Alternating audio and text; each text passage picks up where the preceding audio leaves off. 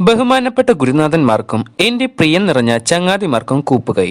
1947 August 15 ഓരോ ഭാരതീയനും ഒരിക്കലും മറക്കാൻ കഴിയാത്ത വിധം മുദ്രയണിഞ്ഞ ദിവസം. അന്നാണ് നമ്മുടെ ചുമലിൽ വിദേശി വെച്ചിരുന്ന രാഷ്ട്രീയമായ അടിമത്തത്തിന്റെ നുകം എന്നേക്കുമായി നാം ഇറക്കി വെച്ചത്. ഭാരതം ലോകത്തുള്ള ഏതെങ്കിലും ഒരു രാജ്യം പോലെയല്ല. എത്ര വാരിയെടുത്താലും തീരാത്ത സംസ്കാരത്തിന്റെ അക്ഷയക്കനിയാണ് നമ്മുടെ ഭാരതം. എന്നാലും 1947 നമുക്ക് ഒത്തിരി സന്തോഷവും ഒത്തിരി വേദനയും തന്നു. നമ്മുടെ കുറെ സഹോദരന്മാർ മറ്റൊരു രാജ്യത്തായി. അടിസ്ഥാനപരമായി അവിടുത്തെ മണൽത്തരിക്കും ഓതാനുള്ളത് ലോക സമസ്ത സുഖിനോ ഭവന്തു എന്ന മന്ത്രം തന്നെയാണ്. പാകിസ്ഥാൻ എന്ന രാജ്യം സൃഷ്ടിക്കുമ്പോൾ ഉണ്ടായ ഹൃദയമുറിവുകൾ ഉണങ്ങിയിട്ടില്ല. അതുപോലെ വാഗൺ ട്രാജഡിയിലും ജാലിയൻ വാലാബാഗിലും നമുക്ക് വേണ്ടി മരിച്ച നമ്മുടെ സഹോദരന്മാർ. ഈ മുറിവ് പഴുക്കുകയാണോ? തീവ്രവാദമായും മതവാദമായും ആ പരുവിന്റെ ദുർഗന്ധം നമ്മുടെ നാട്ടിൽ വീശുന്നുണ്ടോ? മതേതരത്വത്തിൽ മുറുകെ പിടിക്കുന്ന ഭാരതത്തിന്റെ നയബോധത്തിൽ വിശ്വസിക്കാത്ത കപടതന്ത്രം നിഴൽ വീഴ്ത്തുകയാണോ ഇവിടെ?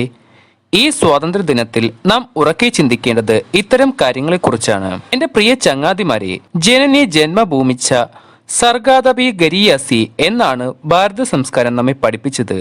ജന്മം നൽകിയ അമ്മയും ജന്മഭൂമിയും രണ്ടല്ല. ഇത് മാത്രമല്ല, സ്വർഗത്തേക്കാൾ ശ്രേഷ്ഠവുമാണ്. അമ്മയെ സ്നേഹിക്കുന്നത് പോലെ ജന്മഭൂമിയും സ്നേഹിക്കണമെന്ന് മഹത്തായ സന്ദേശം ഓർക്കാനുള്ള സുദിനമാണ് ഇന്ന്.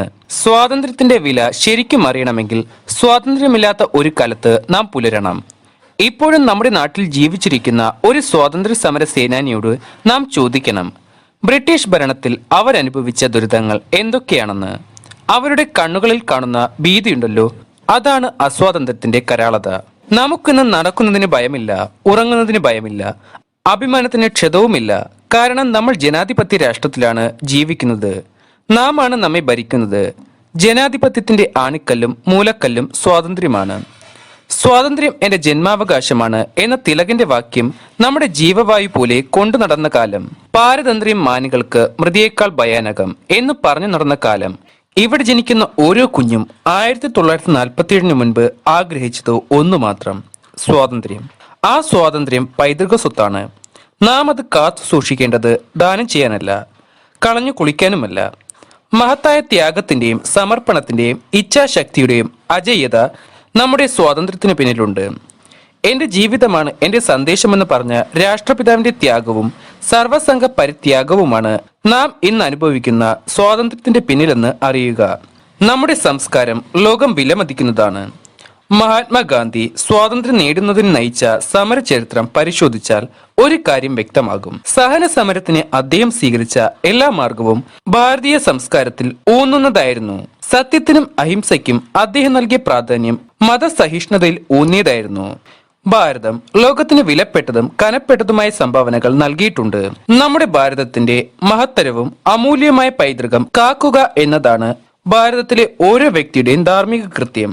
അതിനു വേണ്ടത് ജാതി മതങ്ങൾക്കപ്പുറത്ത് നാം ഭാരതീയർ ആണെന്ന ചിന്തയാണ്. ജാതിയുടെയും മതത്തിന്റെയും പേരിൽ വളരുന്ന അല്ലെങ്കിൽ വളർത്തുന്ന അധാർമിക പ്രവർത്തനങ്ങൾ പൂർണ്ണമായും ഒഴിവാക്കാൻ നാം പ്രയത്നിക്കണം.